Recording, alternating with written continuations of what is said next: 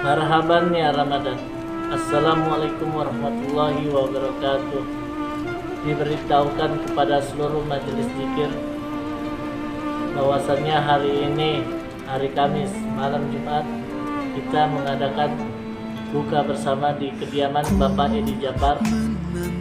Pada seluruh majelis zikir diharapkan dapat hadir di kediaman Bapak Edi Jafar.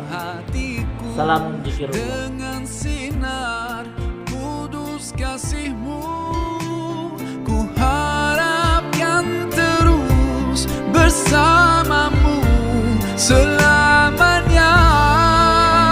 Ramadan, Ramadan, Ramadan di hati.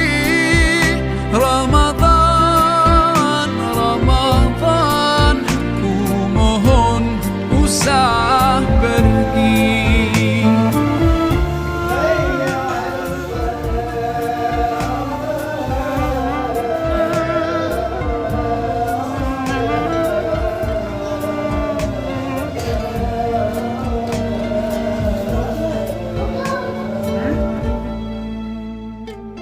Rahmat melimpah, damainya ku rasakan.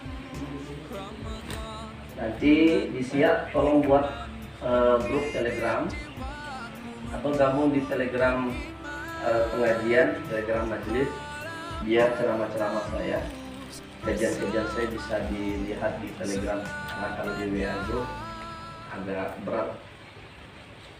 Abang udah masuk di Telegram grupnya? Belum.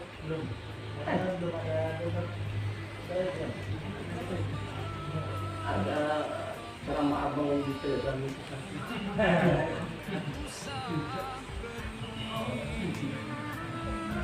Nanti coba masuk Telegram grup.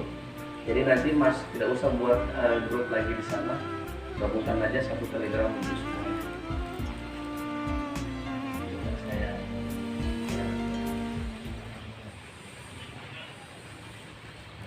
Bismillahirrahmanirrahim. Assalamualaikum warahmatullahi wabarakatuh. Innal hamdalillah nahmaduhu wa nasta'inuhu wa nastaghfiruh wa nastahdi wa na'udzu billahi min shururi anfusina wa min sayyiati a'malina. ومن يهده الله فلا مضل له ومن يضلله فلا هادي له أشهد أن لا إله إلا الله وحده لا شريك له وأشهد أن محمدا عبده ورسوله أرسله بالهدى ودين الحق بشيرا ونذيرا وداعيا إلى الله بإذنه wasirajan munira. Alhamdulillah, puja dan puji serta syukur senantiasa kita panjatkan kehadiran Allah Subhanahu wa taala pada malam hari ini di bulan suci Ramadan, di malam yang mulia, malam Jumat, di bulan yang mulia, bulan Ramadan. Kita masih diberikan Allah kekuatan iman, sehingga dengannya kita masih bisa berkumpul, bermuajahah, bermajelis di rumah kediaman Bapak Edi Jafar. Mudah-mudahan kehadiran kita semuanya dengan niat beribadah kepada Allah mendatangkan keberkahan, khusus bagi Ahlul Bait yaitu Bapak Edi Jafar, dan kepada kita semuanya semoga Allah Subhanahu wa taala senantiasa istiqomahkan kita di jalan ibadah kepadanya. Salawat dan salam tidak lupa kita sampaikan kepada Nabi Sallallahu Alaihi Wasallam dengan ucapan kalimat indah, Allahumma sholli ala Sayyidina Muhammad wa ala ali Sayyidina Muhammad. Para jamaah sekalian yang dirahmati Allah,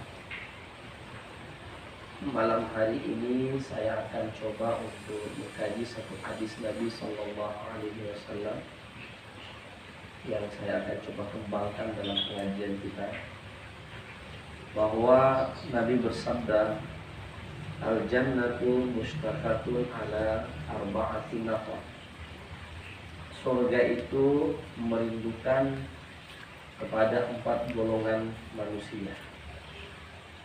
Jadi surga itu juga punya satu karakter, ya,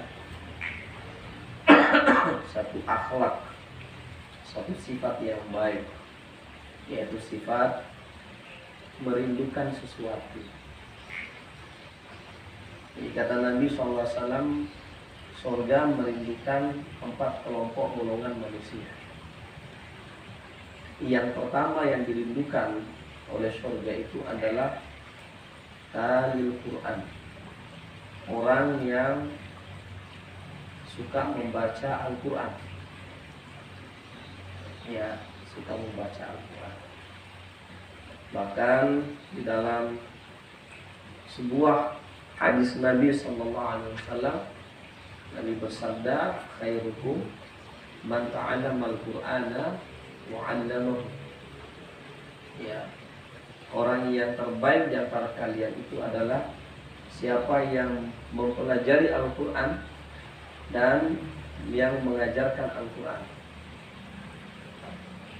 Kalau begitu, berarti tidak ada bagi kita celah untuk tidak mau mempelajari Al-Quran Karim, apalagi belajar membaca Al-Quran.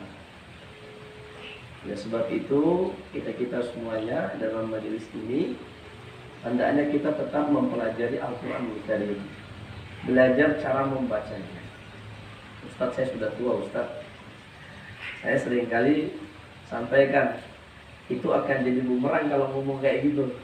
Gak bisa gitu, Ustaz. Iya, Abu Bakar As-Siddiq dapat Al-Quran nanti dia udah tua. Abdurrahman bin Auf, para sahabat Nabi, juga dapat Al-Quran nanti mereka sudah usia 40, usia 30, usia 50. Oh, dia orang Arab kan? Ya, apa? Artinya Al-Quran ini hudan lil muttaqin. Al-Quran ini diturunkan oleh Allah supaya menjadi petunjuk jalan bagi kita. Ya, maka kemana kita melangkah, kemana kita berkiblat, kemana kita mengarah, kita harus melalui petunjuk Al-Quran. Paling minimal kita mentadaburi ayat-ayat. Terjemahnya kan ada. Kita belajar, kita buka. Nah, kalau yang sudah lancar baca, apalagi di Ramadan, Bang Mayan sudah berapa kali khatam?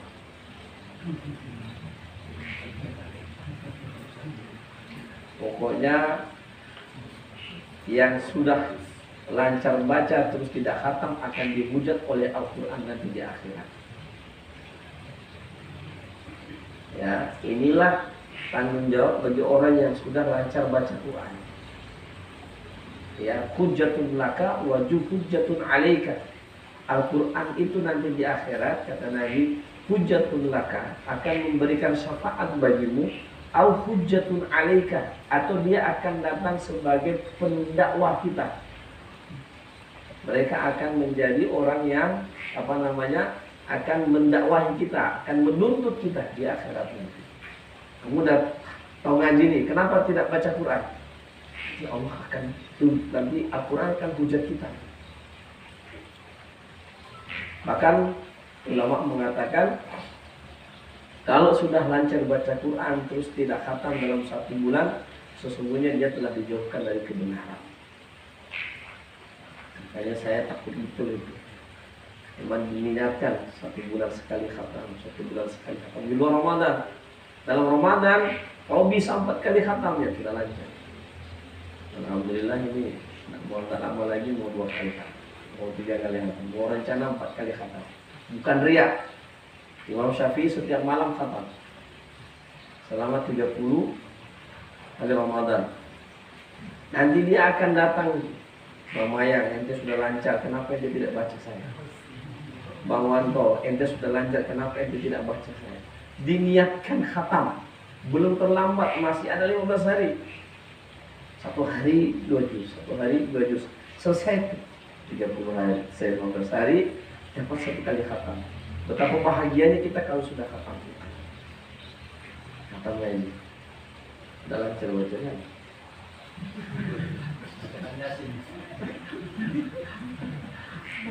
Yang belum belajar baca Quran, paling minimal amalkan 3 kul. 3 kali baca kul. Wallahu ahad, Allahu samad, lam yalid wa lam yulad wa lam yakul lahu kufuwan ahad. Siapa baca sekali, dia baca seperti 4/3 baca Quran. Jadi kalau 3 kali dia sudah baca 10 Al-Quran. Tapi yang sudah lancar, baca Quran. Iqra'ul Quran fa innahu ya'ti yaumal qiyamati syafi'an li ashabi. Bacalah Al-Quran itu karena Al-Quran akan datang nanti di akhirat sebagai pemberi syafaat bagi kita.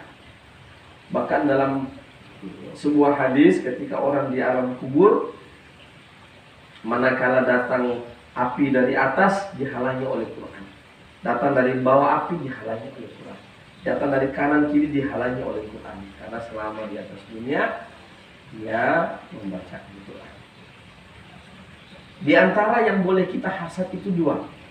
Yang pertama, orang yang kaya tapi dermawan. Kita boleh hasad, iri dengki. Selain tak boleh. Yang kedua, orang yang diberikan Allah ilmu Al-Quran dan dia mengamalkan isinya. Kita boleh iri. Selebihnya tidak boleh mengiri. Saya iri sama-sama Ustaz. Kenapa? Ganteng dia. Nah, boleh diri. Itu dari sananya. Hah? Itu permanen tuh. Jangan diiri-iri lagi.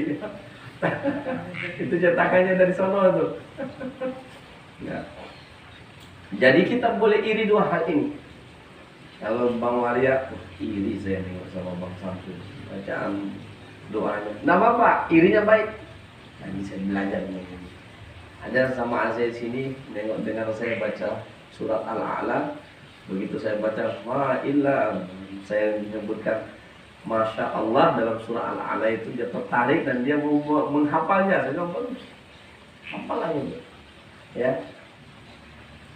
Ada sahabat Nabi SAW datang mengadu kepada Nabi, ya Rasulullah, itu orang kalau dia ngaji imam yang dia baca kul huwallahu ahad terus. Ngadu sama Nabi. Oh begitu ya? Iya, panggil dia. Kan imam itu dipanggil. Saya lupa namanya siapa. Ente betul setiap baca ngaji, setiap mau imam itu baca kul huwallahu ahad. Ikhlas. Nah, kenapa ente suka baca? Karena saya cinta dengan surah itu. Maka kata Nabi SAW, engkau akan masuk surga dengan surah Al-Ikhlas yang engkau baca. Karena cintamu dengan surah itu. Kenapa? Surat Al-Ikhlas itu adalah surat akidah. Dan saya pernah kaji, kalau mau membantah semua Tuhan-Tuhan yang ada di alam semesta di dunia ini, kajinya lewat surat Al-Ikhlas, terbantahkan semuanya Tuhan-Tuhan kecuali Allah. Allah, qul huwallahu ahad, dialah Allah yang ahad, esa. Tuhan yang lain tidak esa. Berbilang 2, 3, 4. Nah, Allahus Samad, Allah tempat bergantung segala sesuatu. Kalau yang lain bergantung, ya, mohon maaf, ya, bergantung. Misalnya ada orang menjadikan manusia sebagai Tuhan, dia bergantung, masih mau makan, masih tinggal di bumi, masih menghirup udara, masih minum air, berarti dia bergantung dengan makan. Karena kalau tidak makan dia mati, itu namanya bergantung. Apalagi malaikat bergantung di alam malakut, walaupun dia tak makan tak minum. Jin bergantung di alam dia makan dia minum, dia kawin. Apalagi matahari bergantung di alam dunia ini, walaupun dia tidak ada yang mengikat dia, tapi dia berada di alam, berarti dia bergantung di alam. Allah, zat yang tidak bergantung kepada segala sesuatu, tetapi makhluknya semuanya bergantung kepada Allah. lam yalid, tidak beranak, walam yulad, dan tidak diperanakkan, maka terbantahkan semuanya. Kalau Allah beranak, Allah kata lam yalid, tidak beranak, walam yulad, dan tidak diperanakkan, walam yakul lahu kufuwan ahad, dan tidak ada yang serupa dengan dia. Inilah saya bilang hati-hati. Ini sebagai kata kunci. Kalau tidak pakai ini, orang yang tasawuf tidak ada gurunya, keseleo, kesasar, kesesat. Begitu datang cahaya, inilah Tuhan. Bukan. Ya, itu bukan Tuhan. Tuhan tidak bisa. Walam yakul lahu kufuwan ahad. Tidak ada yang menyerupai zat Allah. Tidak ada yang menyerupai zat Allah. Maka kalau zikir kemudian tiba-tiba kita lihat, aku adalah Tuhanmu, wahai zikir. Oh, betul nggak ini? Ya, tidak percaya deh. Coba kamu bukakan matamu. Gitu kan? Oh, iya ya. Dia akan mau coba untuk merusak akidah. Ya. Makanya Allah tidak bisa, kata ulama, apa yang tergambar dalam benakmu tentang Allah, kata Abu Bakar As-Siddiq, dia bukanlah Allah. Saya ulangi, apa yang tergambar dalam pikiranmu tentang Allah, dia bukanlah Allah. Artinya kamu kalau masih bisa memvisualisasikan tentang Allah, berarti yang kamu visualisasikan itu salah. Tapi Ustaz, ada ayat itu, ya, bahwa Allah menciptakan Adam dengan kedua tangannya. Tangan Allah itu tak boleh kita samakan dengan tangan kita. Lam yakun lahu kufuwan ahad. Jangan disamakan. Yadullahi fawqal jamaah. Misalnya dalam sebuah ayat itu diterangkan,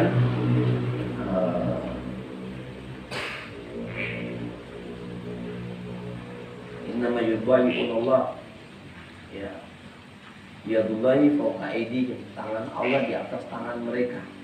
Nah, jangan pula kita, kalau begitu tangan Allah ini wujudnya sama dengan tangan kita. Tidak. Karena dasarnya apa? Walam yakul lahu kufuwan ahad. Orang kalau tidak pahami itu, dia akan tersesat. Oh, berarti Allah ini punya tangan. Tangannya ini banyak betul. Ada yang pegang gada, ada yang pegang tulis, ada yang pegang kompak. Allah tidak begitu semua. Ya, karena Allah tidak bisa kita lihat secara zahir. Ya. Tapi kita yakin bahwa Allah itu adalah wajibul wujud. Adanya, jelas dia. Nah, di situ. Nah, para jamaah sekalian dalam hati Allah Subhanahu wa taala, yang pertama yang didudukan surga adalah orang-orang yang suka baca Quran. Maka rajin-rajin membaca Al-Quran. Insyaallah, siapa yang rajin baca Quran, maka dia akan mendapatkan syafaatnya, syafaat daripada Al-Quran nanti. Jadi tidak hanya syafaat itu, ada beberapa, Pak Edi. Ada namanya syafaatul uzmah, ada namanya syafaatul am, ada namanya syafaatul khusus. Syafaatul uzma itu syafaat yang memang khusus diberikan oleh baginda Rasulullah pada kita umatnya yang dia cintai. Macam mana cintanya Nabi itu, pernah suatu saat Aisyah radhiyallahu anha minta sama Nabi, ya Rasulullah, kenapa wahai Aisyah, tolong doakan kepada Allah. Maka Nabi kemudian berdoa, Allahumma ya Allah, ampunilah dosa daripada Aisyah, ya, baik yang dia sengaja maupun yang dia tidak sengaja. Maka Aisyah tersenyum berterima kasih. Betulkah ini ya Rasulullah? Saya doakan kepada Allah. Kemudian Nabi mengatakan, tahukah engkau wahai Aisyah, itulah doa yang setiap saya setelah selesai sholat saya panjatkan kepada Allah untuk segenap umat. Nabi selalu doakan kita sepanjang dia hidup. Maka kalau minta dikatakan, ampunlah doa, ampunlah dosa umatku yang telah mereka kerjakan. Itu saking cinta yang Nabi SAW. Dia doakan terus kita. yang membaliru kayak begini. Ya. Kemudian yang kedua, wa hafizul lisan. Orang yang dirindukan surga itu adalah orang yang menjaga lisannya. Ini memang berat. Ya. Apa yang keluar dari lisan kita itu berat tanggung jawabnya di sisi Allah. Makanya orang-orang yang bukan kita mau malas ngomong sebenarnya, tapi takut kita keseleo dalam berkata-kata. Karena tanggung jawabnya sangat berat sekali. Ya, makanya kalau ngomong kata Nabi SAW, "Man kana yu'minu billahi wal yawmil akhir falyakul khairan aw liyasmut." Kalau kamu beriman kepada Allah dan hari akhir, maka hendaklah kamu mengucapkan kata-kata yang baik. Kalau kamu tidak sanggup mengucapkan kata-kata yang baik, lebih baik kamu diam, karena diam itu lebih selamat. Diam itu lebih selamat. Woi, jadi murid teladannya Pak Ustadz. Saya kasih komen. Komen. Puasa bro. Nah, selesai. Ya. Nah, kalau kita lanjutkan, kita jawab, ada nanti perkataan kedua, perkataan yang ketiga. Ya sudah. Ya. Idza khatamukumul jahiluna qalu salama. Kalau ada orang-orang bahlul, ini bukan saya ngomong, Al-Qur'an yang ngomong bahlul. Ada orang-orang yang bahlul ngomong sama kamu, enggak genah-genah dia punya omongan, katakan qalu salama. Semoga Allah selamatkan saya dari apa yang kamu omongkan. Atau kita jawab dengan jawaban ya dengan baik. Murid teladannya Pak Ustaz. Selesai. Ya. Wa hafizul lisan. Menjaga lisan ini memang berat sekali. Tapi dia akan dirindukan oleh surga manakala kita mampu untuk menjaga apa yang keluar dari lisan kita. Karena apa yang keluar dari lisan kita ini akan dicatat oleh malaikat rakib, malaikat atid. Dicatat. Banyak orang ini yang terjerembab duluan kepalanya ke dalam neraka. Kata Nabi SAW ketika ditanya sama sahabat, "Ya Rasulullah, kenapa bisa banyak orang dicampakkan kepala duluan masuk ke dalam neraka, dilemparkan kepalanya duluan masuk?" Kata Nabi, bukankah mereka itu punya masalah semua ada di atas kepalanya? Mulutnya, hidungnya, telinganya, matanya, otaknya. Kepalanya. Makanya pertama dilemparkan itu kepalanya duluan nyemplung ke dalam surga. Ke dalam neraka. Karena di sini semuanya ini. Oleh sebab itu makanya ini yang di kepala ini disuruh sejajarkan dengan kaki. Kita kalau sujud, kepala ini sejajar dengan kaki kan? Kenapa kita disuruh sejajarkan kaki kita dengan kepala kita dengan kaki kita? Agar kita ini sadar bahwa kita ini tidak hebat, tidak punya apa-apa, tidak jahil. Ya. Dan di sini nih semua ini, di kepala inilah mahkota. Di kepala ini semuanya, ya, otaknya, hidungnya. Coba, ya. Coba kalau ente jalan tak ada kepala, kabur. Ya. Maka ketika Allah menyuruh kita sholat, menundukkan kepala kita di hadapannya, itu adalah suatu perbuatan yang sangat indah sekali. Tidak ada yang dia sujud kok, dia mau itu kepalanya diletakkan sejajar dengan kaki. Makanya saya memaknai sholat itu menikmati betul saya kalau pada saat sujud.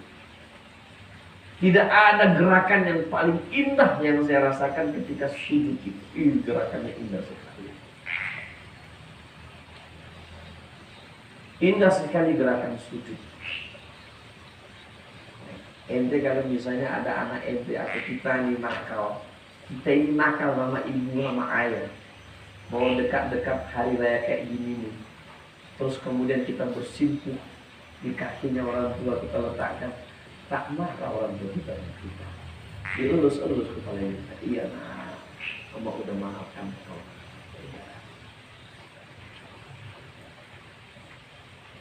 Begitu itulah Allah.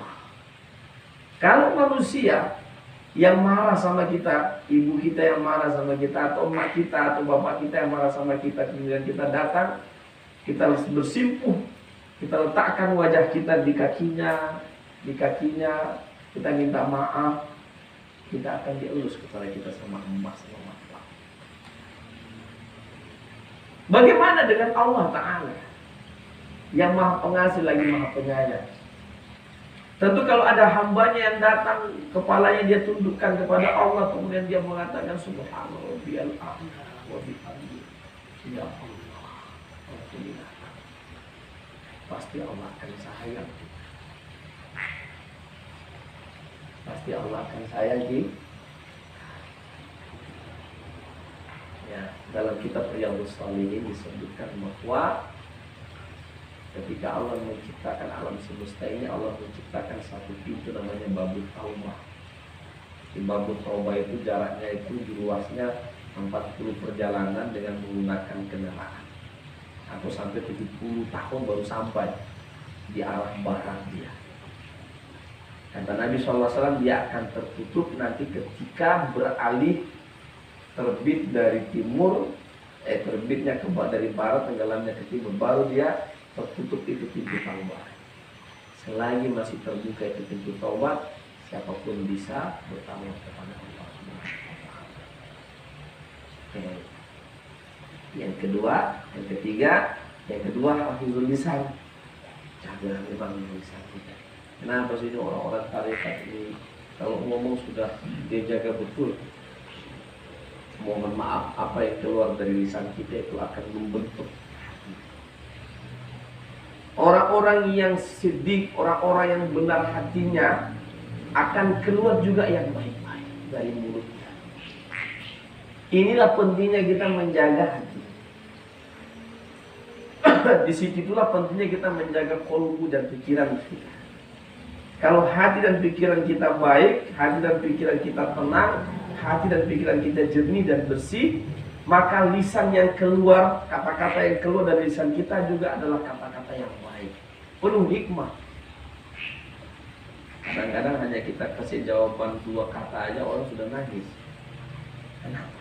Cerminan apa yang kita kasih keluar dari lisan ini adalah berasal dari hati kita yang bersih dan ikhlas menyampaikan sesuatu. Coba kalau nasihatin anak, nasihatin kawan, atau nasihatin istri, atau nasihatin teman, ya ikhlas dari dalam hati, pasti akan diterima oleh hati. Dan yang keluar juga kalam-kalam hikmah. Nah, hafizul lisan, jaga lisan. Dan yang keempat, yang ketiga, wa mutimut ta'am, orang yang suka memberi makan. Ini amalannya Nabiullah Ibrahim. Nabiullah Ibrahim itu kalau dia mau makan, dia menunggu orang yang lewat. Siapa yang lewat dia ajak makan. Itu amalannya Nabiullah Ibrahim.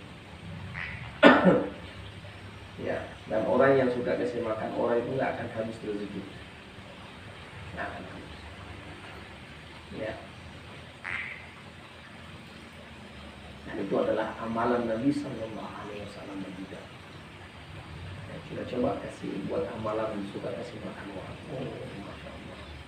Karena kasih makan orang ini, ya adalah makan itu kan sesuatu yang sangat fundamental, apa yang sangat penting dan genting dalam kehidupan orang.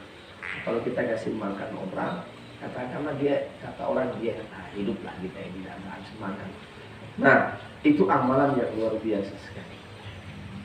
Mungkin kita tidak bisa, ya sepenuhnya bisa tilawah, kita tidak bisa sepenuhnya jaga lisan. Ya, paling tidak yang ketiga ini cari apa? Ya, sudah kasih makan. Ada teman yang duluan tanya, ini saya enggak di sini, tidak enak saya dijamah ini. Setiap saya mau bayar saya dijaga. Ustaz jangan bayar. Ustaz punya uang enggak laku. Gimana saya bisa mengamalkan ini Tuhan? Makanya kadang saya aja bagus, temannya saya makan. Nah, saya cepat bayar. Kalau makan sama bawa dia itu enak. Begitu makan Bahwa dia kalau nggak diterima makan apa uang saya nggak akan makan lagi yang kedua ketiga di sini. Siap Ustaz. Bayar. Harus diambil. Teman-teman punya makanan, saya bayarkan. Ya, gitu. Jadi ada satu ungkapan kawan saya ulang-ulang kembali kata-kata itu. Yang masih saya sembunyikan namanya. Ya, ada satu kawan kita jamaah asing dia bilang, mungkin kita susah bersedekah dengan uang. Tapi kalau kita bersedekah dengan makanan, kita tidak pelit, tidak kedekut. Maka belajarlah untuk bersedekah dengan makanan. Entah itu kerupuk, entah itu kue, entah itu minum kopi. Karena kalau kita bersedekah dengan makanan, kita pelit. Ya.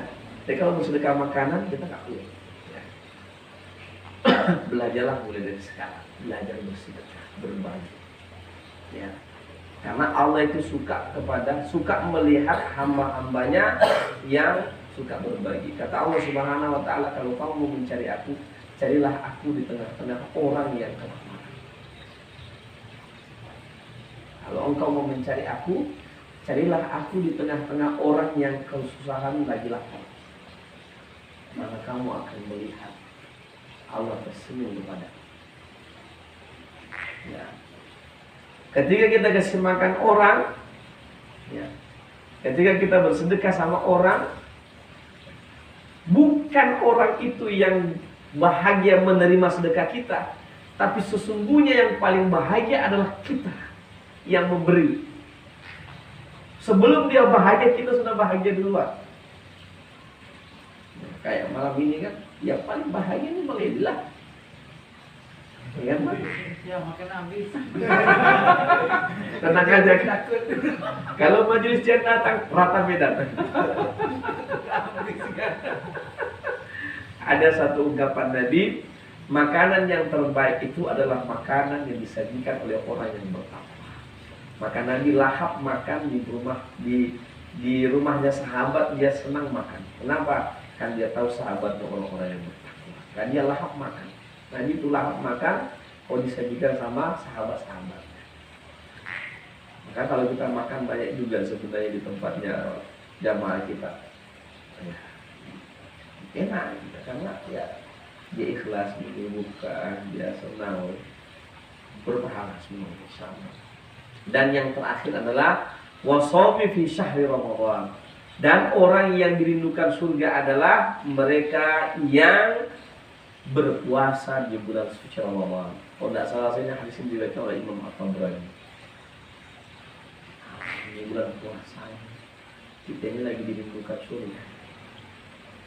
Makanya jangan dibatalkan puasanya. Belum batalkan Mas Cecep? Abang belum kan? Jangan. Jangan. Ya. Pokoknya yang pulang kampung pun jangan dibatalin. Orang sudah susah kan, naik kapal pun, naik pesawat pun, jangan. Selalu ulang-ulang, kamu tidak akan bisa merasakan nikmatnya di luar Ramadan kalau ente berpuasa. Paling enak itu berpuasa di bulan Ramadan. Dan tidak ada bisa menandingi fadilat keutamaan di luar Ramadan. Jaga betul puasa kita di Ramadan ini. Suasananya kita nggak dapat di luar Ramadan. Ya. Keadaannya kita nggak dapat di luar Ramadan. Abang Reno istiqomah kan? Pokoknya kalau Bang Reno melenceng aja, Bang Reno. Tapi saya lihat beliau setiap malam itu datang ke Masya Allah, subhanallah. Jaga itu ya, jaga. Nanti ente pada saat takbir ente yang paling menangis kuat nanti. Ya, meraih kemenangan setelah mengalahkan hawa nafsu, mengendalikan lapar dan dahaga di tengah cobaan yang luar biasa, beribadah kepada Allah, menundukkan diri di hadapan Allah. Ketika takbir berkumandang Allahu Akbar, Allahu Akbar, ya awak yang paling bahagia karena menang. Ya, kan ini akhir-akhir ini kita jaga betul. Ya, insya Allah ya. Nah ini Ramadan ini ya kita jaga, kita punya ibadah puasa. Ya. Konsep daripada ibadah puasa ya yang lebih luhur lagi adalah Di 10 hari terakhir ini saya selalu ulang-ulang, hanya kita dengan Allah. Tok. Fokuskan ke sana. Itu sudah makomnya khawasul khawas. Di itikaf itu kita akan merasakan puasanya orang-orang yang khawasul khawas. Kalau sekarang kita masih melaksanakan puasa khawas, di 10 hari terakhir kita berkhalwat, kita berguahira. Karena Nabi itu mendapatkan Al-Quranul Karim di malam Lailatul Qadar, 10 hari terakhir. Tapi di Indonesia dijadikan malam Lailatul Qadar itu Zulhijjah Al-Quran 11, sebenarnya ikhtilaf di situ. Tapi bagi saya memang yang menguat itu 10 hari terakhir. Ya, itu yang menguat. Secara dalil memang di 10 hari terakhir itu kan Lailatul Qadar. Maka di malam-malam di situ itulah turunnya Al-Quranul Karim. Inna anzalnahu fi Lailatul Qadar. Sesungguhnya kami telah menurunkan Al-Quran itu di malam Lailatul Qadar. Macam mana Lailatul Qadar itu? Bapak mungkin pernah merasakan malam itu di sini waktu tahun lalu itu. Malam di sini awan itu sangat rendah sekali, Pak. Apalagi dekat sekitar masjid. Saya menyaksikan ini. Saya bilang ini bukan awan, malaikat yang turun semua kayak itu. Memenuhi bumi. Awan itu putih bersih sekitarnya. Banyak orang ketika di masjid kan tidak sama air. Ini bukan awan, malaikat itu bisa-bisakan di bumi malaikat. Alhamdulillah kita memperoleh kebaikan itikaf. Mudah-mudahan Bang Edi cepat buat masjid lah. Biar kita segera itikaf, ada tempat itikaf yang sesuai standar. Tahu sejauh-jauh lah. Nah, dekat pemukiman situ pun abang buat. Semua jadilah. Yang ada AC di dalam, yang kita bisa nyaman, ketika nyaman zikir, ya. Kalau di Masjid Jami, ya, sekarang ini dalam kondisi yang kurang stabil, ya. Kecuali mungkin kalau ada perubahan pengurus yang reformasi dengan baik, pengurusannya itu bertanggung jawab untuk urusan keumatan. Ya, saya tidak menyalahi siapapun, tapi semestinya di Masjid Jami itu kan sudah terstruktur dengan baik, ya. Dan juga ya masa kita mau kalah dengan Firdaus itu luar biasa. Masjid-masjid yang itu juga luar biasa. Pembangunannya, kemudian pelayanan umatnya itu kan ada itu. DKM itu adalah Dewan Kemal, maksud pelayanan umat, mulai dari dakwahnya, melayani biro dakwahnya, bahkan ya, macam-macam. Ya semoga saja kita doakan bersama ke depan. Ya ini kan Lailatul Qadar. Kita doakan bersama semoga Masjid Jami ini betul-betul menjadi Masjid Jami. Ya tempat semua umat ini dalam segala macam golongan manusia yang di luar daripada kelompok yang sesat, ya. Di segala macam kelompok-kelompok yang ada bisa bernaung di dalam ODM, kemudian Muhammadiyah, kemudian Tabligh, kemudian Salafi, Wahabi, apa-apa kan. Ya, tetapi memang termanage dengan baik. Ya, kita doakan. Nah, kita doakan ke depan, mudah-mudahan ini lebih bagus lagi. Ya, karena doa di malam itu kan Allah ijabah. Ya, jangan pula kita egois untuk kita diri sendiri saja, tidak. Doakan saudara-saudara kita, doakan jamaah-jamaah, dan doakan masjid supaya lebih makmur. Ya, kalau misalnya abang membuat surau, saya dukung. Ya, karena atau musola, ya, musola. Ya, Masjid Jami tetap Masjid Jami, tempat berkumpul. Kalau surau, apa-apa. Sekitaran sini misalnya juga ada surau. Ya, karena tidak ada pelaksanaan Jumat kan. Pelaksanaan Jumat ada di Masjid Jami, masjid besar, masjid kumpul semuanya di sana. Ya. Kalau saya sebenarnya lebih sepakat tidak usah ada masjid. Saya sebenarnya kemarin termasuk orang yang bertahan jangan buat masjid di sekitaran. Itu tidak syariah itu namanya. Maksudnya tidak syiar, tidak ada syiarnya. Ya, sebenarnya sebaiknya itu kalau masih terlalu berdekatan dan tidak bagaimana banyak masyarakat, lebih baik satu masjid saja. Yang lain boleh musola atau surau. Sehingga ketika sholat Jumatan semua berkumpul di situ, nampak syiarnya, nampak banyaknya kita. Sebenarnya begitu, tapi karena desakan, ya saya termasuk saya bilang sama Pak Tua, sebaiknya jangan diizinkan dulu buat masuk Pak Tua kalau nanti jaminya itu jadi sunyi. Udah kayak begini. Nah, ya. Saya lanjut. Maka para jamaah sekalian yang dirahmati Allah Subhanahu wa taala, kita akan coba mengasihkan ya bagaimana puasanya orang Khawas itu di 10 hari terakhir. Oleh sebab itu, ya saya berharap dan saya azamkan pada diri saya, ini sudah tak lama lagi ini, yang mulai besok malam kita sudah mulai ancang-ancang itikaf di rumahnya, di surau Sofa Marwah, di musola Sofa Marwah.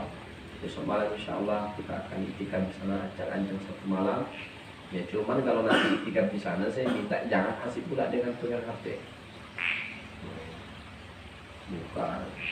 Pokoknya itikaf itu ala Nabi. Makanya kita jangan supaya terasa spiritualnya. Ada kisah kawan kita di Siak. Orang Siak cerita. Dia zikir bang, tapi dia ketiduran. Dia tidur, dianggap dia tidur, tapi tasbihnya jalan terus.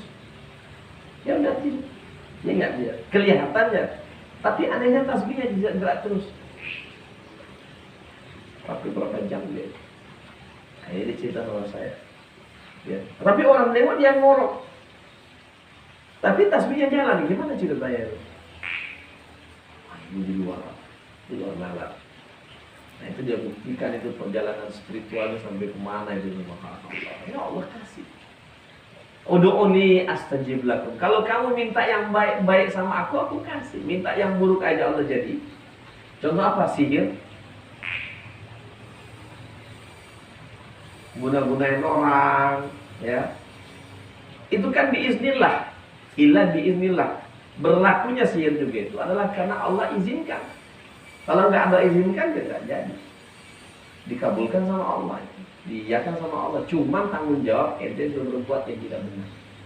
Yang kayak begitu aja jadi, apalagi yang baik. Ya. Mungkin abang belum pernah zikir rohaninya sampai ke mukanya. Jadi malam ini coba abang zikir nanti sama abang Ihsan yang sudah. Apalagi ini ya, apalagi yang sudah pernah singgah ke satu tempat-tempat yang mulia. Ya.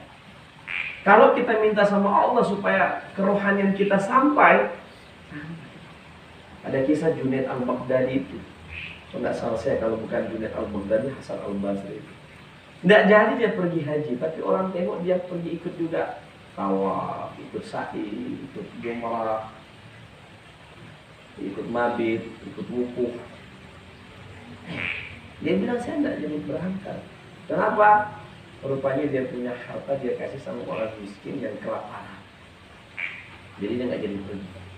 Tapi dia punya diwakilkan. Apakah malaikat yang mewakilkan dirinya ke sana, atau memang rohaninya itu dihantarkan Allah untuk beribadah haji di sana? Wallahu a'lam bishawab. Itu kejadian benar. Dalam kisah diceritakan ulama-ulama yang sudah sampai kelas ini lah. Kalau awal kelas-kelas itu jadi. Ya. Kita. Ada jamaah kita di sini begitu awal zikir dengan saya, langsung dia nengok Ka'bah, nangis dia terus dulu. Tidak perlu cerita orangnya ya. Apalagi yang sudah pernah ke suatu tempat, insya Allah nantinya dia ada. Tiba-tiba Allah akan kembali ke sana. Siapa yang rindu melihat Baitullah? Ya. Sebenarnya begini ya. Baitullah itu hanya, saya sudah jelaskan ya. Baitullah itu hanya 4 persegi aja, tidak ada yang menarik di situ. Ya.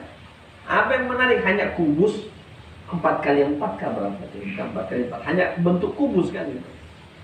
Ditutup dengan kain hitam. Itu adalah ya bantahan kepada orang-orang yang memvisualisasikan Tuhan. Kalau Tuhan kan divisualisasikan dengan baik itu, indah, bentuknya bagus. Tapi Allah menyuruh buat Ka'bah itu sederhana sekali, rumah biasa. Kalau kita melihatnya dengan pandangan biasa, oh biasa aja. Tapi kalau kita memandang dengan basariah, nangis kita. Semua orang yang datang ke sana, makanya rahasia kalau mau pergi haji atau umroh, abang lama nggak di depan Ka'bah kemarin? Pas di pintunya, pas mau melihat Ka'bah itu. Saya itu tercengang gitu. Karena kita selama ini hanya nengok di gambar, di sejadah, ya. Saya mau coba-coba juga itu. Saya tidak pakai hati lah. Biasa aja. Tapi begitu saya pakai hati, Allahu Akbar, tidak bisa saya berhenti nangis saya. Karena dia memiliki kekuatan energi spiritual luar biasa. Ya. Ya. Apalagi kalau sudah kita doa di depan wah, begitu kita melihat Ka'bah terus kita berdoa, itu menetes air mata, nggak bisa tahan itu. Ditampung pun pakai tangan mungkin penuh. Subhanallah. Maka segala sesuatu itu artinya jangan sekali selalu melihat secara zahir. Kalau kita memandang dengan pandangan batin, ada getaran spiritual yang luar biasa. Maka di sini inilah konsepsi tasawuf itu diajarkan, memandang dengan ainul basariyah, dengan pandangan ini. Kenapa? Karena mata itu bisa menipu. Contoh, ini lurus kan? Lurus, benar. Begitu ente taruh di sini, patah nggak dia? Patah kan? Berarti pandangan kita bisa seperti itu. Ini lurus. Tapi begitu ditaruh di air, kok dia patah? Kok jadi besar? Artinya apa? Kok dia bengkok? Artinya apa? Maka ini bisa saja menipu. Maka dibutuhkan pandangan basariah. Di sinilah letaknya kenapa Nabi mengatakan ittaqu firasatal mu'minin fa innahu yanzuru bi nurillah. Takutlah kamu dengan pandangan kolbunya orang-orang yang dekat dengan Allah, karena dia melihat sesuatu itu dengan cahaya Allah. Dia melihat dengan ma'rifat, dia melihat dengan hakikat. Makanya itu orang-orang yang tahu, misalnya nih, kita ini udah sering kali kaji-kaji tasawuf begini, ya. Kata zaman kita, kalau ada khotib yang berbicara begini, kita langsung tahu ini orang ahli tarekat, ahli kolbu. Ada teman-teman kita lagi ngobrol-ngobrol, langsung ketemu ini ahli kolbu. Dia pasti ngamal juga, dia pasti wiridan juga. Kenapa? Kontak. Oh, ini Bang Masa lagi sakit. Karena kolbu, artinya dia kontak. Karena apa? Memandang dengan ainul basariyah. Ini pentingnya kita belajar, ya. Tasawuf adalah diantaranya menguatkan iman kita kepada Allah Subhanahu wa Ta'ala. Ya, karena letaknya iman itu di dalam kolbu manusia. Ya, karena ada saja. Memang saya sudah pernah membahas kemarin, ada agama ini bisa dimasukkan atau bisa dicerna dengan akal atau bisa dijabarkan dengan akliyah. Tapi ada yang tidak bisa dijabarkan dengan akliyah. Contoh misalnya, apa nyambungnya antara debu dengan mensucikan diri? tambah kotor. Pahami, tayamum. Orang tayamum itu kalau sakit kan tayamum tuh. Tayamum pakai apa? Debu. Gunanya berwudu atau apa? Bersuh, tambah kotor atau tambah bersih?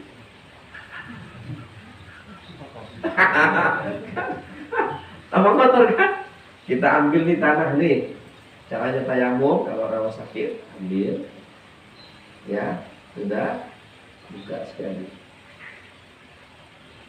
Sudah, debu pasti. Ambil lagi.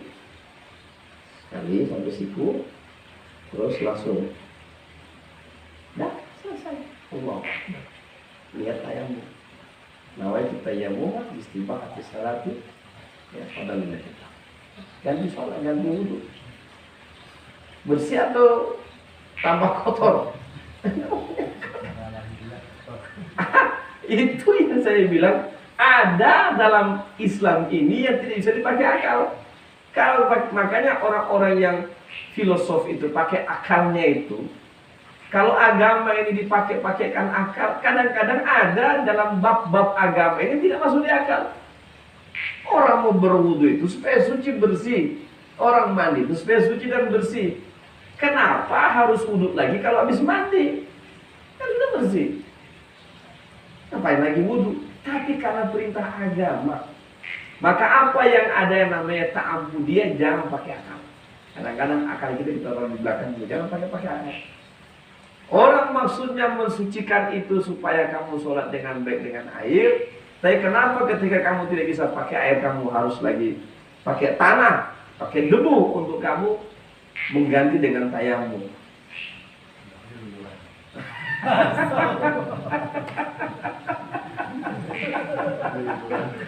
Itu yang disebut dengan kita sam'an wa ta'atan.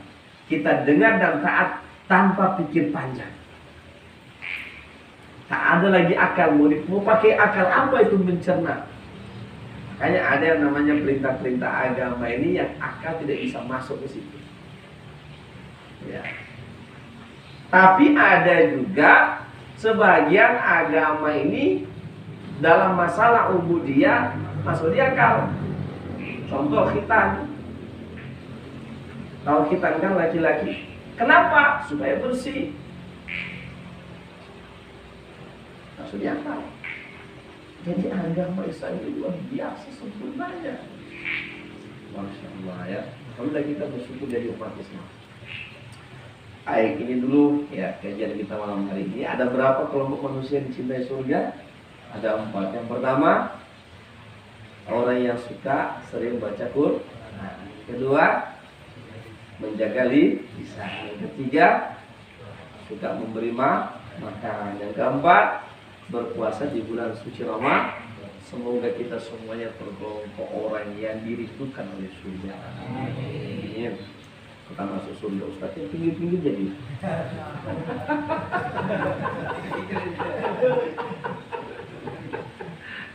Ada pinggir-pinggir itu masuk loh. Ya, saya kasih cerita terakhir boleh? Sebelum zikir ya, belum ngantuk kan? Dalam sebuah kisah yang cukup panjang, Nabi berkisah bahwa ada orang yang paling terakhir masuk dalam surga. Tapi dia ini cemplung dulu dalam neraka sekian puluh ribu tahun dia dicemplungin dalam neraka. Lama banget. Dia yang paling terakhir, orang yang paling terakhir masuk surga. Dialah itu. Ketika dia ditengok sudah kacau balau lah, udah remuk redam, udah hancur lah, berantakan lah dalam neraka kan. Kemudian Allah mengangkatnya dan Allah masukkan dia ke dalam ma'ul hayah, ada namanya ma'ul hayah. Nanti orang dalam neraka, khususnya kita orang-orang Islam ini, ketika Allah berkehendak, ketika dia dihapuskan dosanya dengan cara dimasukkan dalam neraka, maka pada saat setelah selesai dibalas dia punya dosa dengan dicemplungin dalam neraka, jangan memikirkan cemplung dalam neraka itu biasa-biasa aja. Ini yang paling rendah siksaan itu adalah ente pakai terompanya api neraka, terompanya neraka, itu ente punya otak mendidih. Itu paling rendah siksaan. Dan itu khusus dikasih sama Abu Thalib, paman Nabi. Yang lain jangan dibabak belurin. Ya, oke. Yang paling terakhir. Ini kemudian, ini kisahnya panjang. Saya singkat-singkat aja. Kemudian Allah menyuruh kepada malaikat Malik untuk mengangkatnya dan memasukkannya ke dalam ma'ul hayat, air kehidupan. Akhirnya kemudian badannya jadi utuh lagi, jadi bagus. Ya. Setelah itu dia dihantarkan Allah di depan pintu surga. Sandar dia di depan pintu surga. Dia kala AC. Sejuk sekali, aromanya harum betul dari surga itu. Kata dia sama Allah, ya Allah, Anda yang masukkan aku ke dalamnya, bisa jalan-jalan, bisa menghirup udara yang segar. Yang betul saya merasa. Kata Allah, wahai hamba-Ku, nanti kalau aku izinkan kau masuk ke dalamnya, kau minta lagi yang lain. Kata dia, tidak ya Allah, menikmati udaranya cukup lah. Allah izinkan dia masuk. Baik, masuklah. Masuk di dalam. Begitu dia masuk ke dalam, dia melihat ada taman-taman yang indah sekali. Masya Allah, indah betul. Andaikan ya Allah, Engkau izinkan aku bersama di pokok pohon yang besar itu, di taman-taman itu, betapa bahagianya. Kata Allah, nanti kalau aku izinkan kau minta lagi yang lain. Tidak ya Allah, itu sudah cukup aja. Izinkanlah dia masuk ke taman itu. Setelah dia jalan-jalan agak puas, dia bersandar di pohon, dia nampak bangunan yang sangat indah. Tidak pernah dia lihat sebelumnya. Di dunia tidak ada bangunan yang seindah itu. Tercipta dari yakut berwarna-warni, zamrud yang hijau dan macam-macam indah. Bangunan bata-batanya itu tersusun rapi itu, dari emas itu, berkilat. Bangunannya indah, kalah istana di bumi. Kata dia, ya Allah, ini bangunan ini apa indah ini. Andai kan Kau izinkan aku ini, mau isi dalamnya itu ada kebahagiaannya aku. Allah tahu, kata Allah, wahai hamba-Ku, nanti kalau kau izinkan kau masuk ke dalam, kau minta lagi yang lain. Tidak ya Allah, ini aja cukuplah. Kalau begitu aku izinkan kau masuk. Masuk di dalam. Begitu dia masuk dalam, ya Allah, dia nampak itu makanan yang enak-enak semuanya. Ini punya siapa semua ini? Ini makanan ini enak betul. Dia bilang, ya Allah, andaikan Engkau izinkan aku makan, udah lapar betul saya, ya Allah. Satunya jadilah. Kata Allah, nanti kalau aku izinkan kamu, kau minta lagi yang lain. Tidak ya Allah, cukup sekali ya saya makan. Itu dia makan, benda hanya satu ini. Dia makan sampai semua yang di sini dia makan. Karena orang dalam surga itu, ya tidak pernah merasa kenyang. Nggak ada rasa kenyang. Ya, ketika dia makan satu, dia makan lagi yang kedua, lebih enak makanan yang kedua daripada makanan yang pertama. Kok? Nah, usia kita di sana 33 tahun, rata semuanya. Kita makan sebanyak apapun yang kita makan, sebanyak apapun yang kita minum, tidak akan keluar najis berupa tai atau kencing. Dia akan berubah keluar menjadi gas aroma tubuh atau menjadi keringat yang harum keringat kita. Tidak akan ada di sana kotoran-kotoran. Bahkan tidak ada orang yang meludah dalam surga. Tidak ada yang meludah. Dalam surga tempat yang suci. Makan ini, kenyanglah dia, keluarlah dia bahagia. Kata dia, ya Allah, ini punya siapa lagi? Kata Allah, ini punya buat hamba. Kaget dia, hah? Hah? Itu lu nyoba bidadari tuh. Kaget dia. Ini betul hadisnya, sampai Nabi tersenyum. Kata dia sama Allah, ya Allah, kamu jangan main-mainin saya lah. Nabi ketawa menceritakan ini, sampai Nabi pun tersenyum. Kelihatan di istrinya Nabi. Apa dia kata sama Allah? Ya Allah, kamu jangan bercandain saya.